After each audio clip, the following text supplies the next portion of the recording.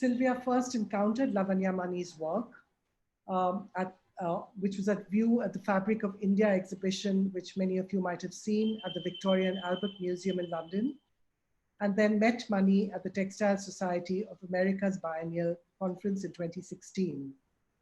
Speaking in the same session at the conference where Lavanya Mani had also led a dyeing workshop, they came to realize that their work shared an interest in histories of colonialism and trade, the environment, and textile materials, and the legacies of these histories in the present day. Lavanya Mani is an artist who has ardently pursued her medium, which has been remaining faithful to the art of Kalam Curry, but using her medium to work with images from history, traveler's trains, cabinet of curiosities, and more things that you will learn this evening.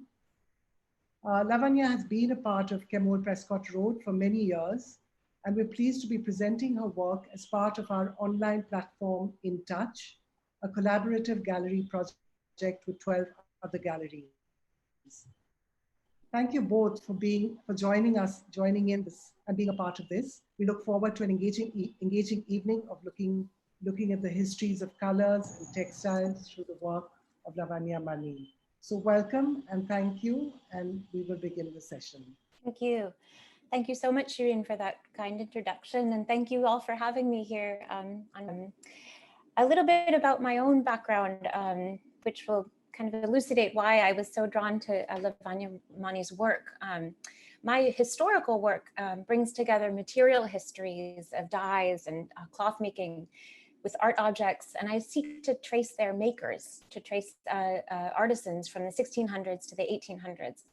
I'm also interested in troubling the idea that just because there was a lively and engaging exchange of objects and ideas in this early modern period, that it was without violence or exploitation, and uncovering those histories, those kind of complex and troubled histories of this early cosmopolitan moment. And what really draws me to Lavanya Mani's work is that she brilliantly draws these histories in her work. She makes them visible to us. She doesn't let what lies beneath the surface or what's sort of just beneath the roots of the madder plant, she doesn't let it lie. She pulls it up and exposes it for us to see. She also brings in humor and layering and puns. So it's somehow kind of magically combining the beauty and the, at times, shocking brutality of this early period of European trade and South Asian artistry. So with that, I'm going to turn it over to Lavanya. Hello, everybody. Thank you for being here. Thank you, Art in Touch, for having us, and Kemold and Sylvia for agreeing to do this. Thank you, everybody from Kemold, for putting this together, especially Shireen and Nidhi and all the help that I've had.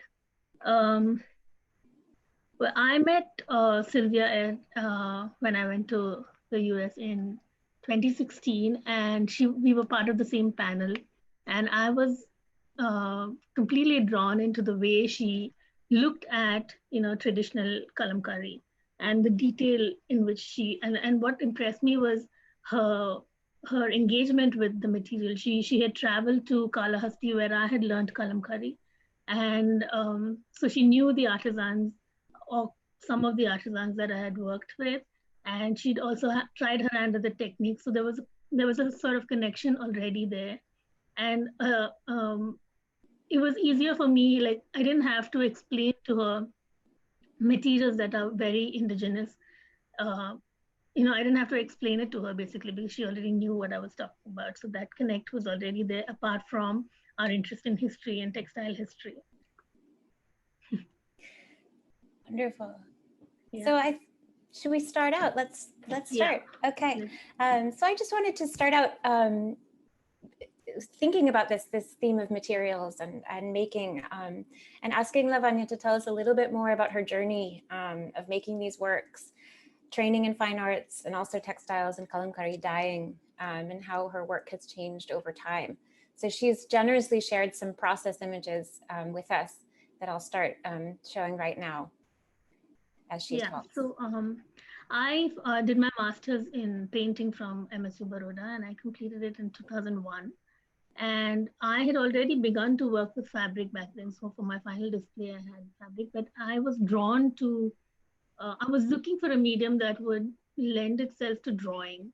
And I think Kalam Curry kind of perfectly lends itself to drawing in a way. And just the tactility of that dye, the beauty of that medium. I mean, I had to go and meet, I had to go to Kalahasti to learn the technique. So I went, and this master craftsman, C. Subramaniam, very kindly agreed to teach me the technique. So this is him demonstrating the making of a traditional kalam. It's made with a bamboo, and you can see that there are various thicknesses of the kalam. So it's made with a bamboo stick, and it's got like a sort of spongy inside, and it's threaded outside, so it holds the ink. So Kalam Curry comes from Persia, and kalam is the pen, and kari is the craftsmanship. And so the pen is actually dipped in an ink, and it isn't really ink, it's basically an iron mordant which I make, and I'll explain to you how it's made. And and then you draw with this pen. Actually, is this a good time to move? Yeah. So going over the process quickly, I scour the fabric. So scouring is basically you de-starch and de-gum the fabric in hot water. And traditional Kalam Curry uses buffalo milk and an herb called myrobalam, which is also called harada in Hindi. And then you dip the cloth in harada and myrobalam. The buffalo milk is very important because it has a high fat content, and that is what allows the ink, or the kasim, it's called in Telugu, when you to kind of retain onto the fabric without spreading. Should I? Yeah.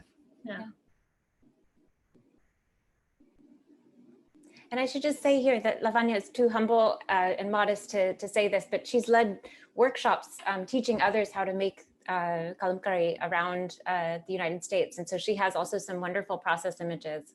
And I think they're really important too, because it shows that this is a process that you can make in many different places, that you can use sort of modern ovens or stoves to heat the materials.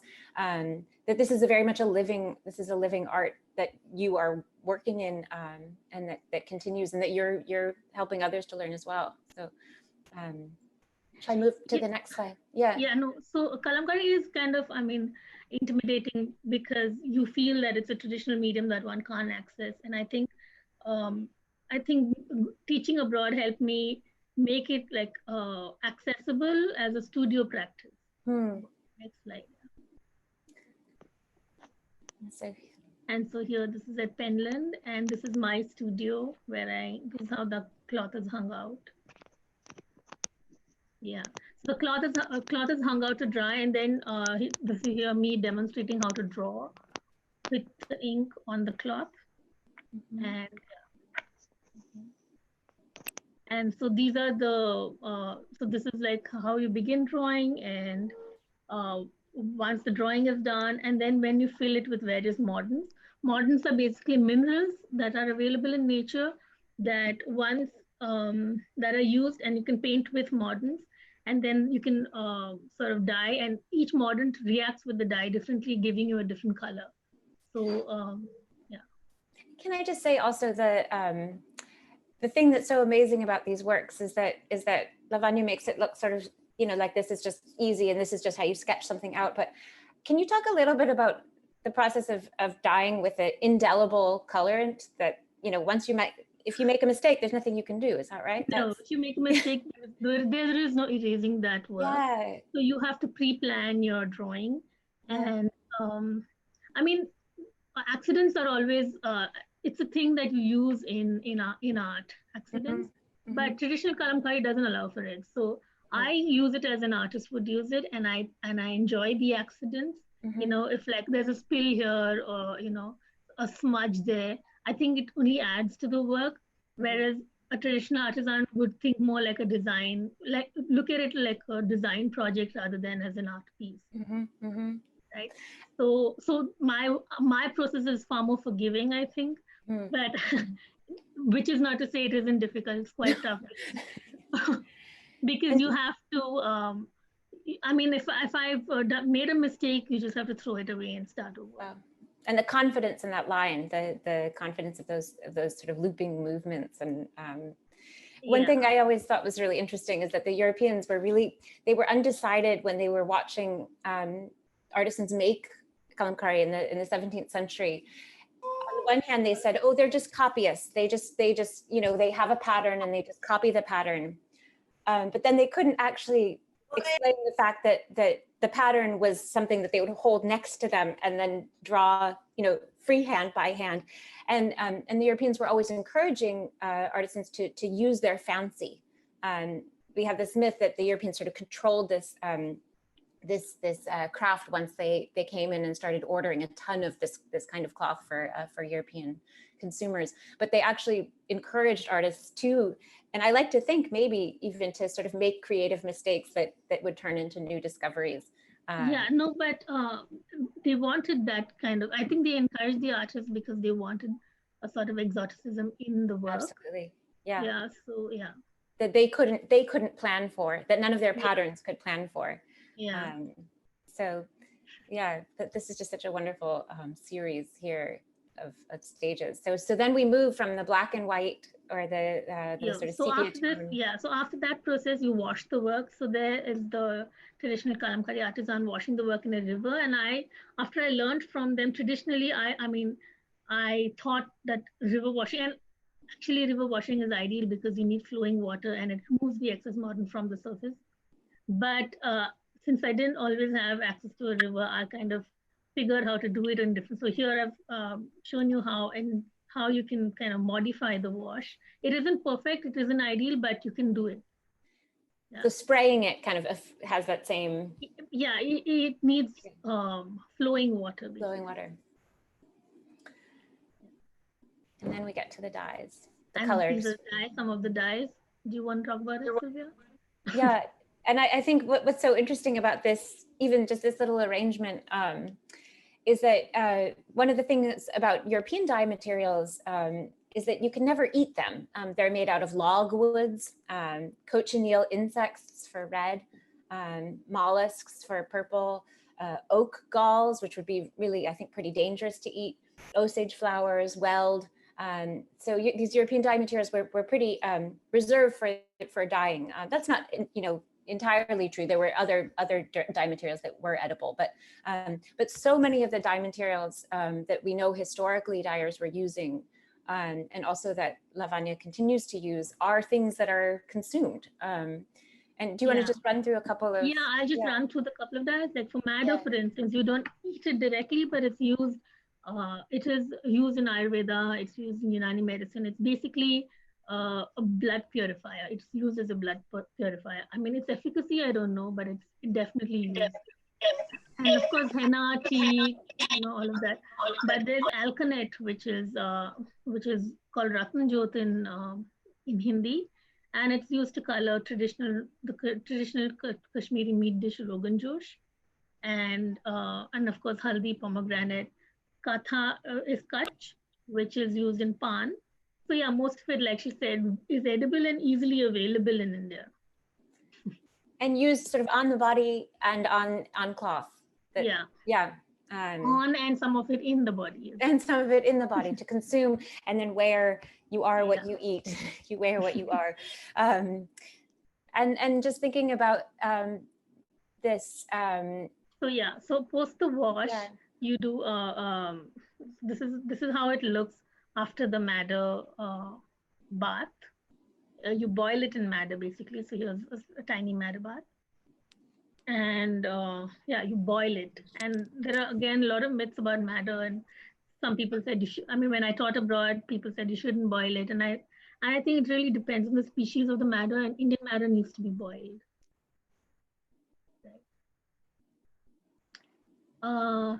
this is, yeah. So, and then after the madder bath, you kind of layer colors, you make these wax, and then you just layer color, and after every color, you have to wash it. So here I've layered, like painted on indigo, which you keep washing and washing till you get the color, till you get the intensity that you want. As well as the turmeric and the pomegranate. Yeah, you keep layering. So I have to do about 7-8 layers to get the intensity that I want. That's amazing.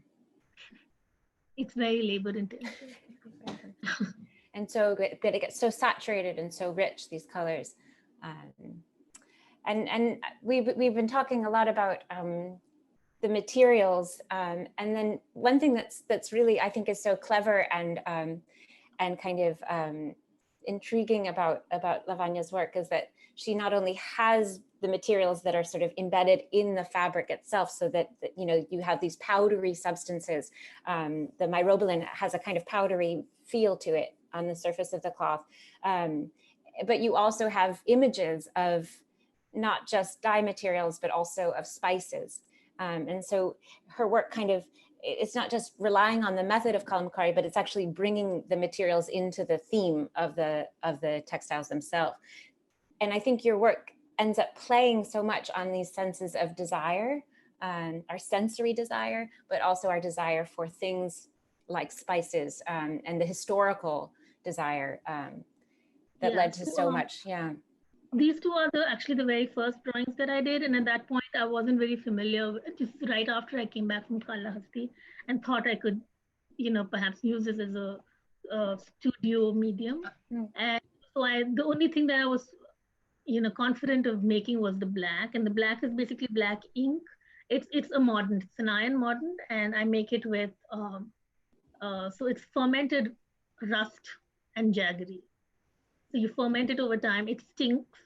And so, so the rust and jaggery, you use the kind of top layer of that and leave the dregs out. And that when it touches the fabric with the harada, which has been treated with harada, it sort of oxidizes and turns black. And so, yeah, these were done like that.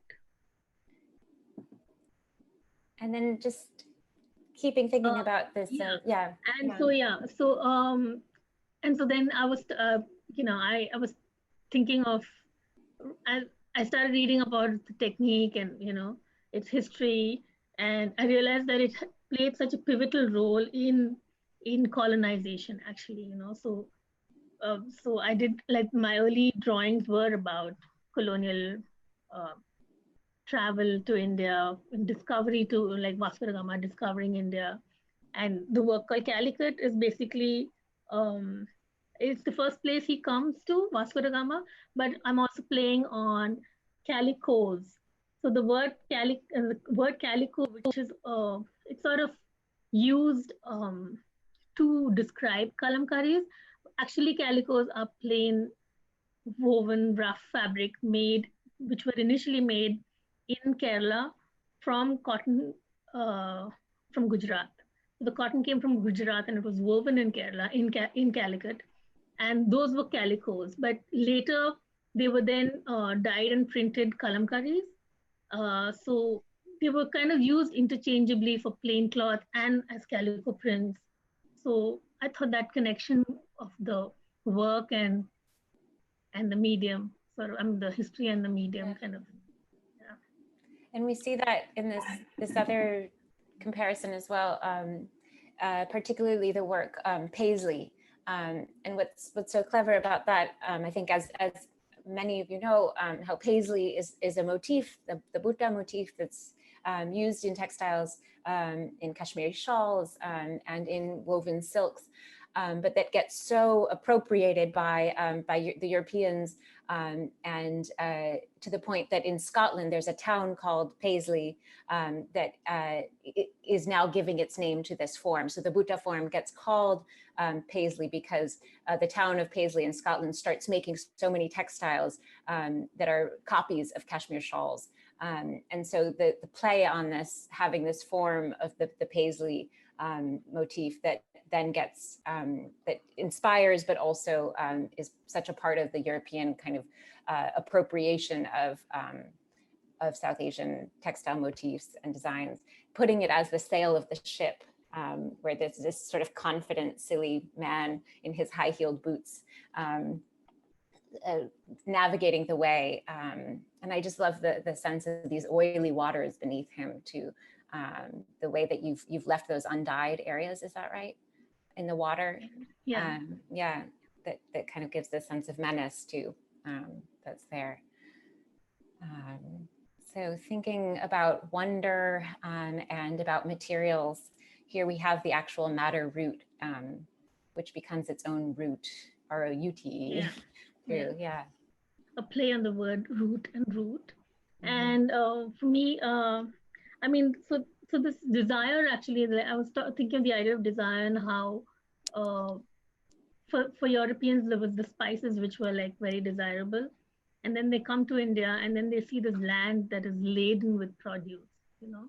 So there were the dyes, there were the textiles, there were the spices, there was all kinds of things that were cheap and available. And so there was the desire to kind of possess. And this, so I wanted this madder, this is the form of the actual madder root, which Kalam Curry is dyed with.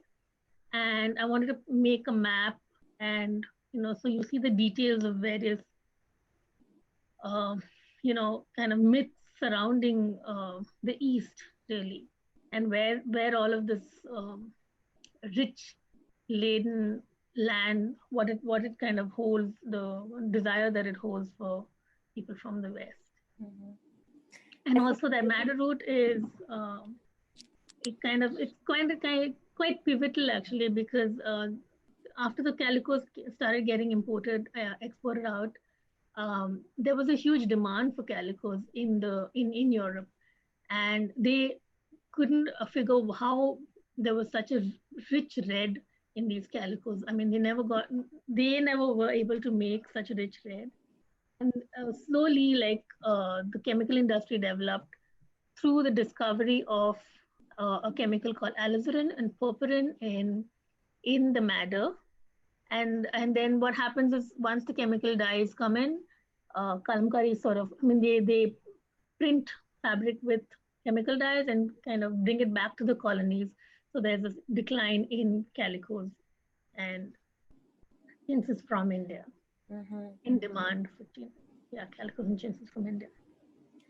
And I think there's this work I think is so kind of, it has so many dimensions that it could take, that the madder root almost looks like a heart, with its veins kind of coming out. I was struck to learn that madder root, you have to pull it up. It can grow 60, I think it's 60 inches below the ground. So when you harvest it to make the dye, which is actually a really labor intensive process too, you have to pull up the entire plant. And so there's something about the uprooting too that we see here, that happens. And I think that the history you just sketched out of how these textiles, which were so rooted in place, you know, and even the kind of water that's used to wash the textiles can have a huge impact on the redness of the dyes, the sweet waters of, and the calcium-rich waters of the Southeast coast made these dyes so rich. But then when you uproot it, what happens, and what initially happens, is that the Europeans, as you said, can't make these red dyes. They can't figure out how to get red, such a rich red on cotton. They don't know about buffalo milk. They don't know about the importance of the water content.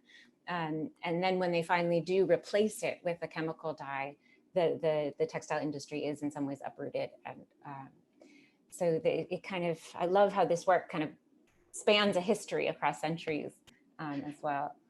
So I'm just thinking a little more about these misconceptions about dyeing.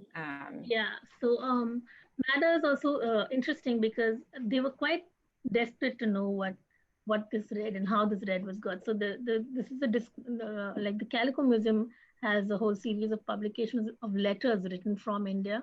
So these were letters. The background is letters taken from actual publications. So there were these Jesuit priests in Pondicherry and who wrote back. So the French Jesuit priests wrote back to a fellow priest in France describing the medium.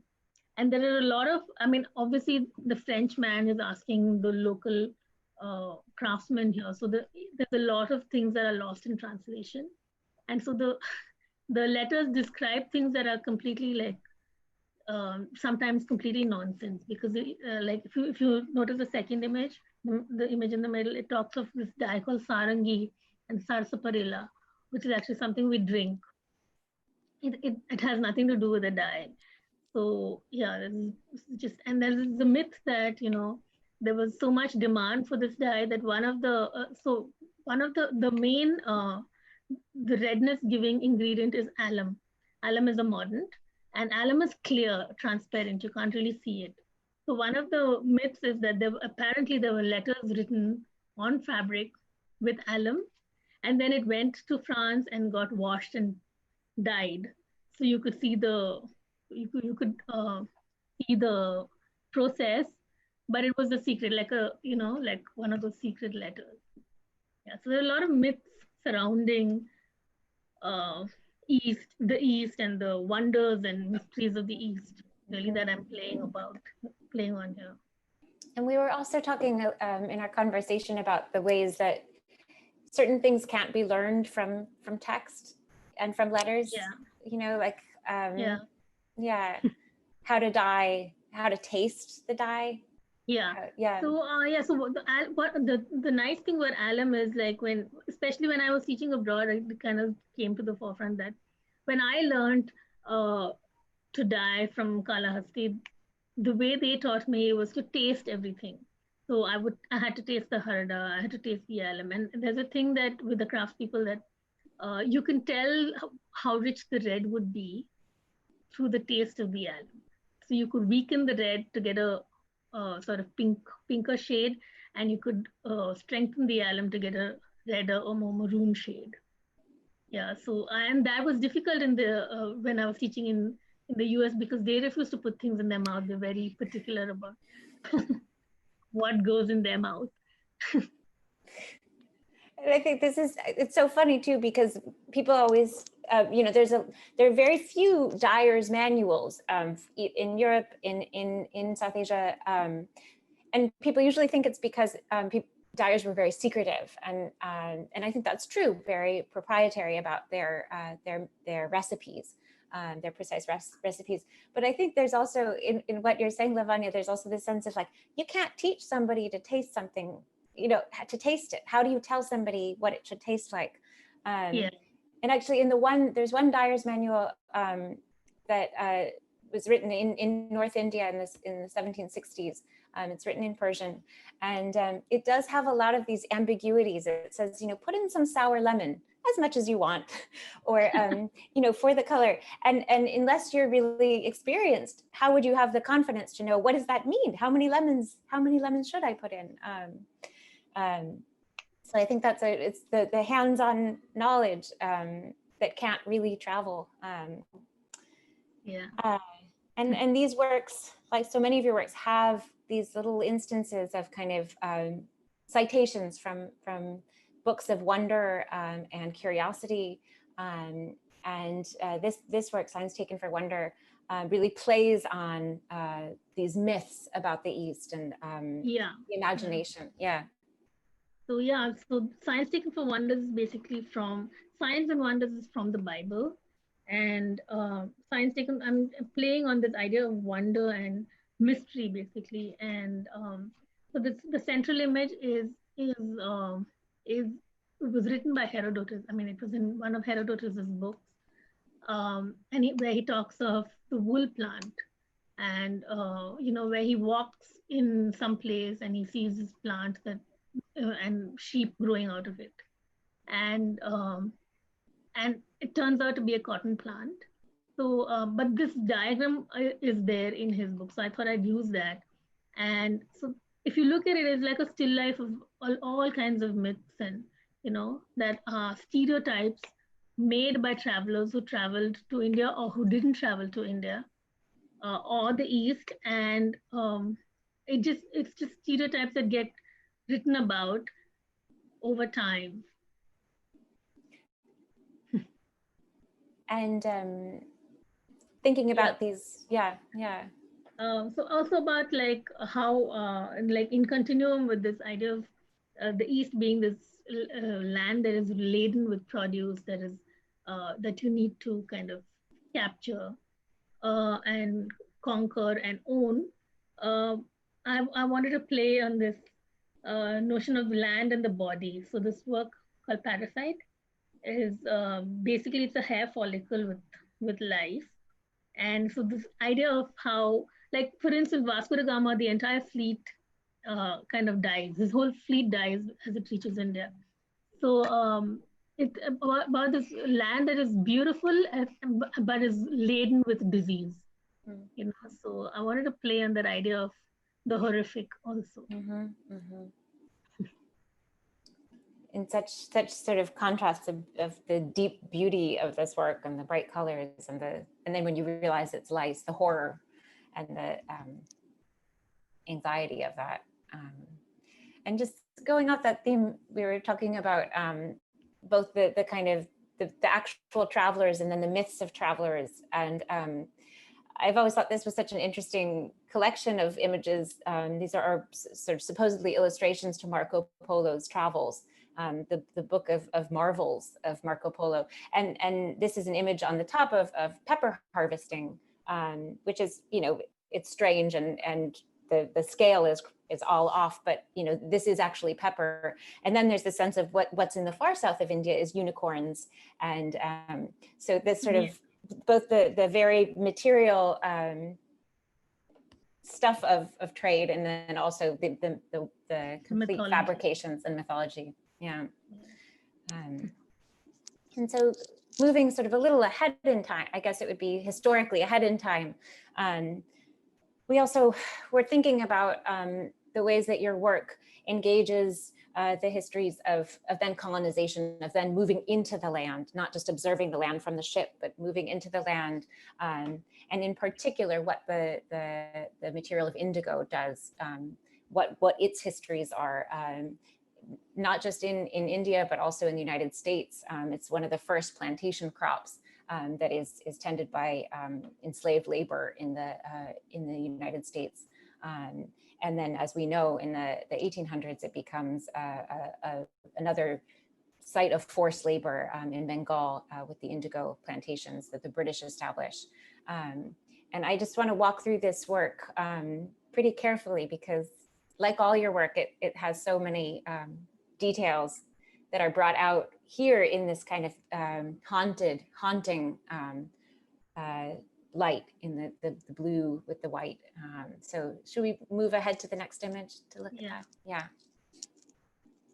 So if you see the foreground, there are these, so I've used cyanotype, and cyanotype is a photographic medium actually. It's a contact process where you put the fabric with a chemical, and it's the first photographic medium ever invented. And you coat the fabric and you can place a negative on it and take a print. And the sun is your sort of, you expose it in the sun.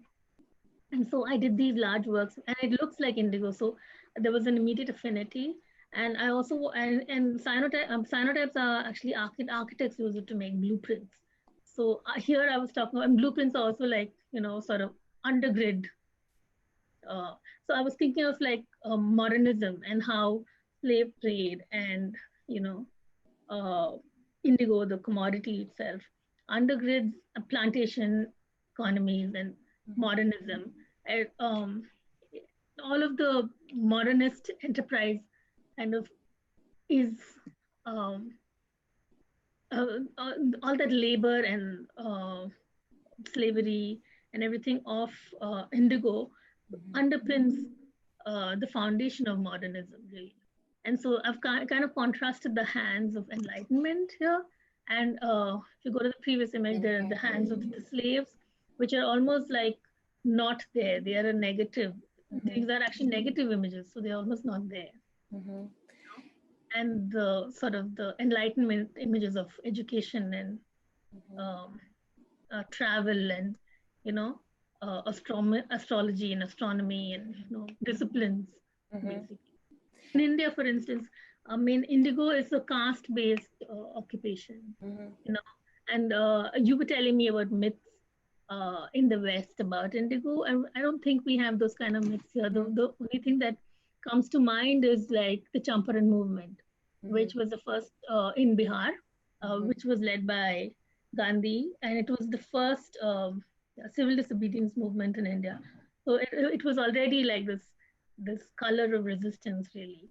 And the Champaran movement was basically that the farmers had to forcefully grow indigo in their land as a condition of their tenancy, or they had to pay, you know, double amount or something like that. So this was like the first civil disobedience movement.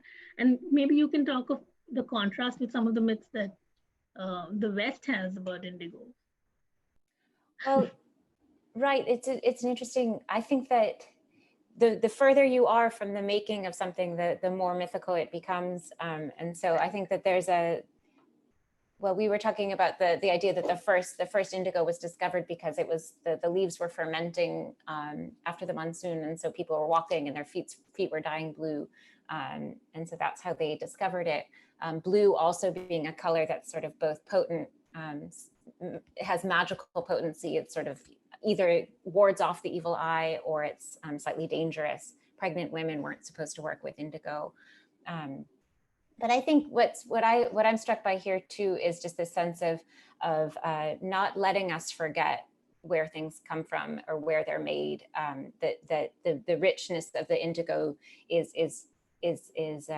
like, as I said, haunted, or kind of you're documenting the as you can see in the lower left of these beautiful sails that you've created, that they have imagery from the slave ships that were transporting enslaved Africans to the United States across the Middle Passage. And so that these are kind of not letting us forget, not letting us into the just believe in the myth of the Enlightenment hand, these kind of masterful hands, but also remembering where the labor that undergirds and is the kind of horrors of the foundations of modernity there.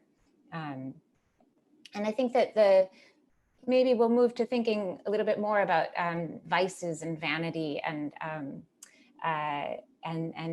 the ways that you build into your work. So these are more recent works. This is called Vices. And when I saw this, I thought of this Hans Holbein painting of the Ambassadors, which is famous for its rich textures. These were two brothers who had traveled. You can see a Ottoman carpet in the middle between them, that they traveled to the east. They have their astrolabe here, their quadrant, which Lavanya also has in her work. But cutting across this image is this sort of skull that's been drawn in perspective so that you can only see it when you stepped far to the side. And I think that this work too has this sense of something, some danger, some sharp points, some sense of the skull that's there too. This reminder of death, reminder of the mortality, the shortness of life. And should we think about vanity too? Yeah.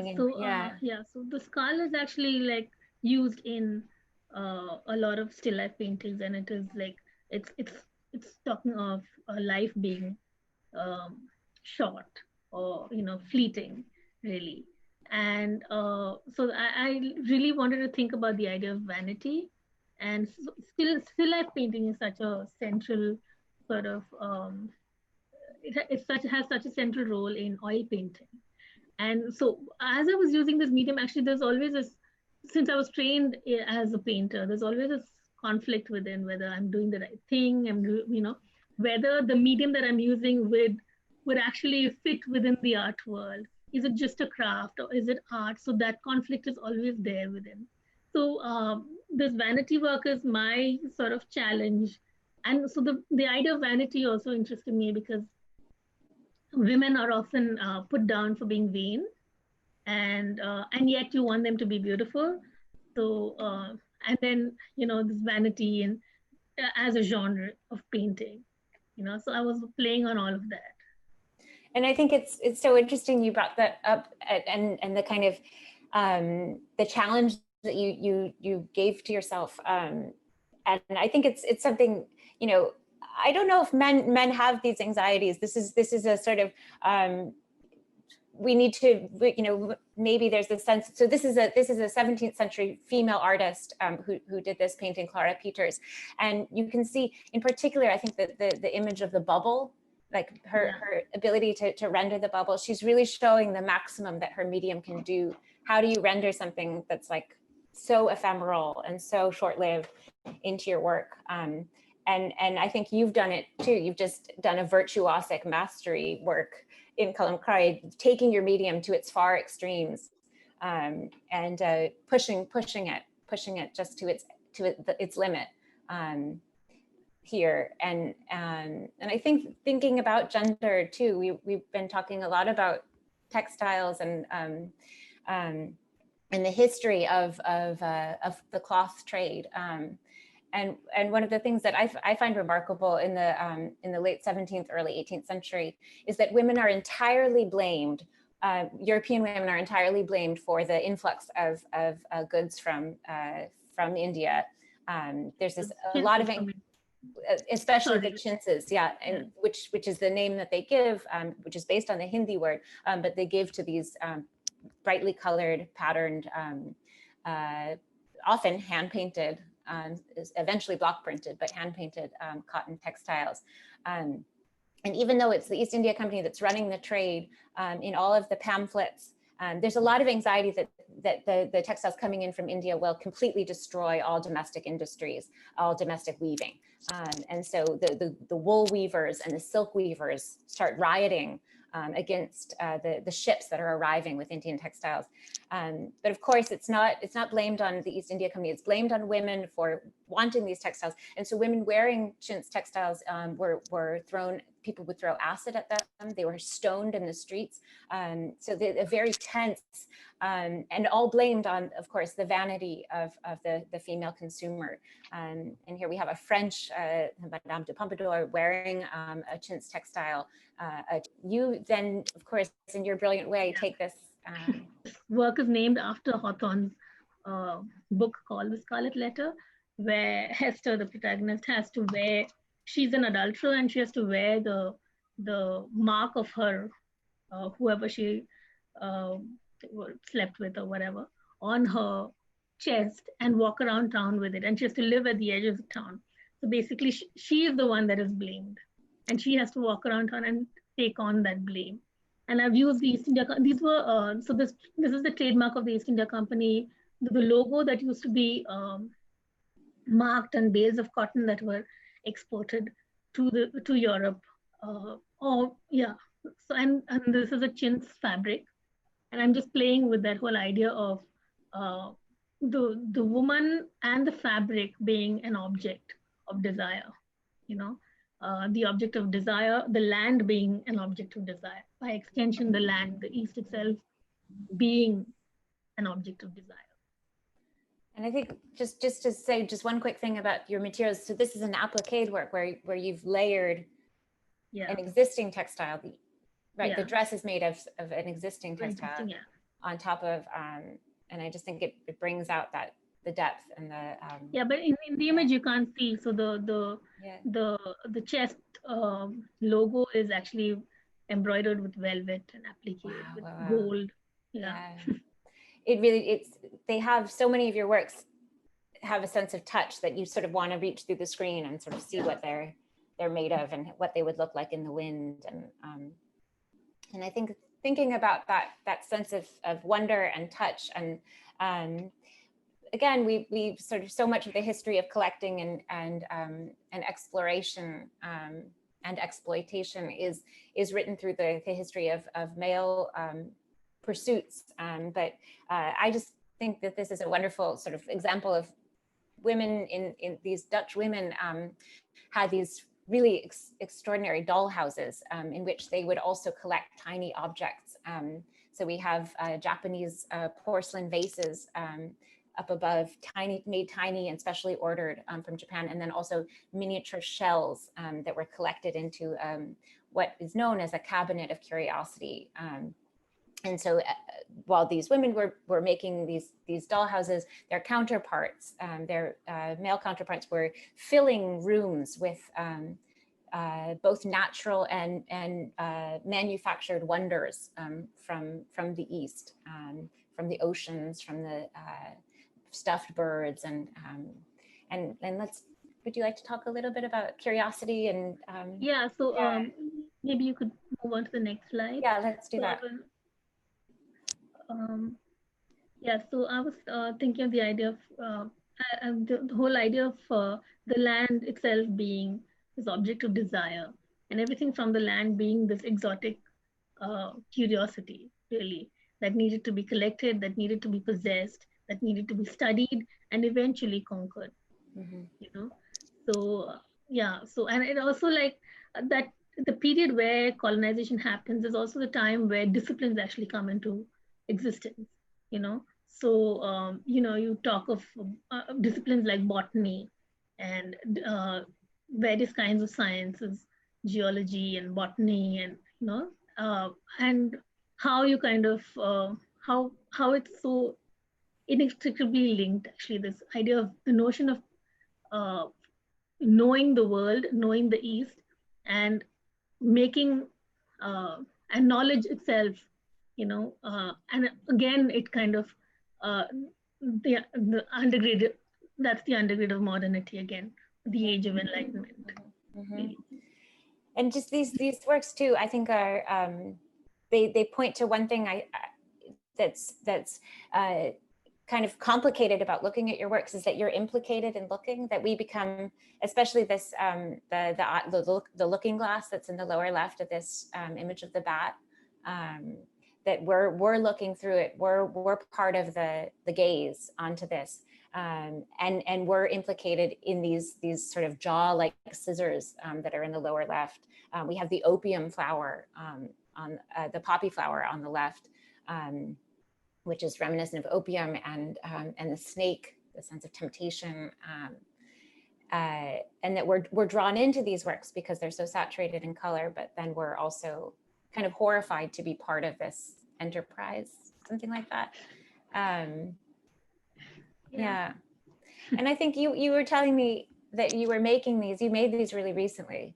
Yeah, these were recent. Yeah. So the poppy especially is like, so this was like post-pandemic, you know, you're sitting at home and you're thinking of all of the, I've been working with all of this anyway, and I was thinking of poppy, the kind of opium trade between India and China, you know, the Parsis and the Chinese, and then the bat, you know, the bat being this figure of like, I don't know, a lot of Indian folklore, it's this ghostly sort of figure.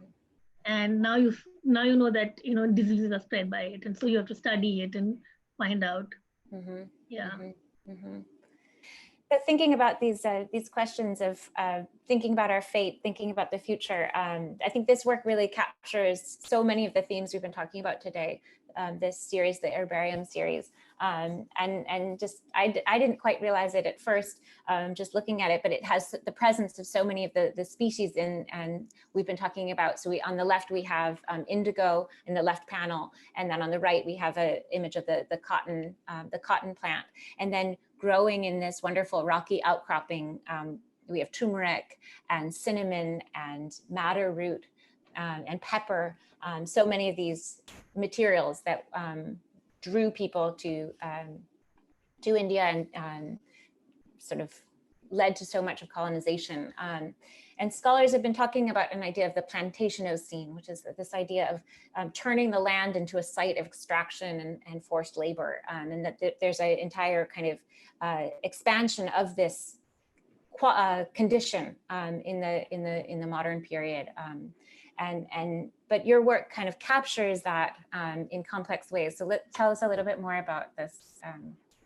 So this image, like you said, it has indigo and cotton, but I was also like, to an Indian looking at it, I think they should get it immediately because it's the hand of Hanuman, you know, carrying the mountain. And so I was just trying to kind of bring in some sort of popular, to kind of make a connect And also like Herbarium, it's so the medicine, it's like Hanuman carrying the mountain is the medicine mountain, you know, a mountain of healing, which in today's, which I feel like is sort of going away, you know, like in today's climatic situation and today's really like precarious situation that we're in. So all these are very recent works, and I'm like from last year. So these are talking about today and the time we are in today. And I think we should hurry up. Yeah. Yes. Okay. Yeah. So let's sort of end around here. Looking at these last works, maybe we'll pass quickly through these and just say that one of the earliest things we talked about in planning this conversation is thinking about kind of apocalyptic imagery, imagery of floods and environmental catastrophe. We see this in. Do you want to talk just a little bit about that? Yeah. So this is from my solo. I was thinking of creation myths, actually. You know, so in the face of a potential apocalypse. And so I was thinking back to the beginnings of creation myths, and I was thinking of floods, and of the flood myth being sort of kind of universal across religions, you know. So Christianity has a flood myth, Hinduism has a flood myth, Judaism has a flood myth. So I thought it was like a good way to bring in mythology, and also like this work is referenced from Mishkin's you know, work where the animals are addressing. So Mishkin was a Mughal painter. He was one of the most well-known painters actually of Akbar's studio. And so this work is about the animals complaining to the raven, and it comes from a set of fables about from a Sufi poet actually, who's talking of this conference of birds, where the birds wonder. It's kind of inward looking, and yet it's the fables are interesting because in India we have fables like Panchatantra and Jataka, which kind of foreground animals and foreground animals having agency, you know. So I'm really talking of a planet which is not just inhabited by man, you know. And I'm going back to a time where that was the norm, perhaps. And I think that's a perfect segue to the sort of last images. So maybe I'll go through these very quickly, but thinking about auguries, thinking about not only what we have in the past, but how do we dream of a future? And I told Lavanya that when I started looking at her works, they are sort of dream works. They started inhabiting my dreams, and I started having imagery in my dreams from her works. And then on Tuesday, when the presidential election was happening and the results still, they still aren't in, but we were waiting for the results. I looked up into the sky and I saw this sky, and I thought of Lavanya's work and how would this be? Is this a positive sign, or is this a sign of terror? And I think we're still waiting. We're still hopeful. But to look in the sky, to look into our dreams, to see what our future might hold. And this final work or set of works, I'll just say a few things about this. So back to the time when the animals were the center, and then future to a time of spores. So tell us a little bit. A time of we don't know what, you know, a time of, if it continues the way it does, we really don't know what. Yeah. But it also kind of, so the spore trails, actually I'm talking of, perhaps, instead of looking at it completely negatively, you can talk of a time where interspecies, there's a more sort of imagining a future with this more interspecies sort of, what can I say, a connection or a livability in a sense where one feeds off the other, so fungi feeds off trees and make the trees and, and so on and so forth. So, and that these works that are kind of have the sense of being kind of post-apocalyptic, these are images of spores. These are the last things that will exist. And how to think about that as not necessarily either the last thing that will exist or the first thing that will begin. Beautiful. Yeah. Any other questions? Hi, Lavanya. I'm Sajeev. Hi, Sajeev. How are you? Yeah, I have a question actually. Yeah. Do you have all those preparatory drawings for all these larger works? Audience will ever get a chance to see such a beautiful, I can see the way how you develop the images, right? So I never seen that actually. Like I've seen your paintings, so I'm very curious about this. Okay, so this is going to shock all of you. I don't make sketches. I Photoshop and collage everything. So I work on Photoshop. So it's funny for me because I'm using like a kind of very modern medium to do something that was extremely traditional. So you can't tell from my work that it's all that I've actually Photoshopped it. But more recently, I don't even Photoshop so much. I just kind of have like a vague sketch in mind, which I Photoshop, and then I just put the elements as I go. That eases come with time, but I don't make that many drawings. I make like tiny little sketches for myself, but they're not actually like large preparatory drawings. Thank you for that. Yeah. And there's a related question in the chats. How do you use colors? How do you manage with getting colors that you really need to apply? And so I guess over time I've developed that skill. Like you saw the first image where I was only confident with the black ink, and over time and over also learning from the internet, and every time I taught abroad, I think I learned more than I taught. So that was very kind of rich. That was a rich experience for me because they're very much more involved in. And in India, it's difficult to learn about natural dyes because craftspeople, like Sylvia was saying, are still very. I mean, it's of course their prerogative to be like that. They're very secretive.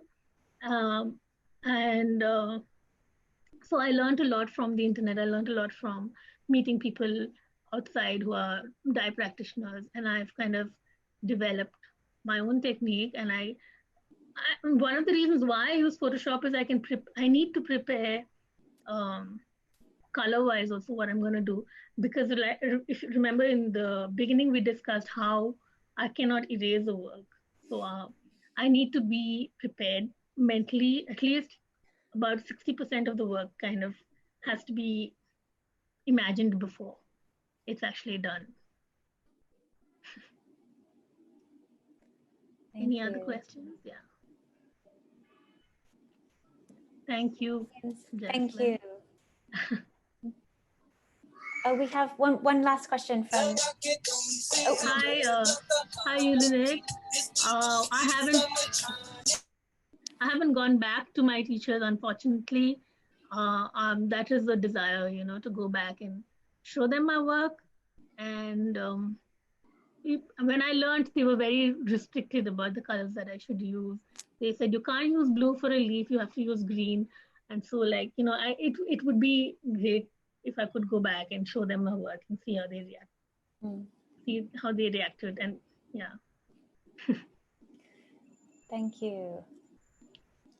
All right. Yeah. Thank you. Well, thank you, everybody. Thank you. Thank you, Lavanya and Sylvia, for a really wonderful talk. It was so enlightening, I think, to so many of us. Even for me, Lavanya, who knows your process, this was a really exceptional insight. And thank you, Sylvia, for bringing it out. Thank you, everyone who joined us this evening. Thank you, everybody, for joining. Yeah. Thank you. Bye-bye. Thank you, Shireen. Yeah.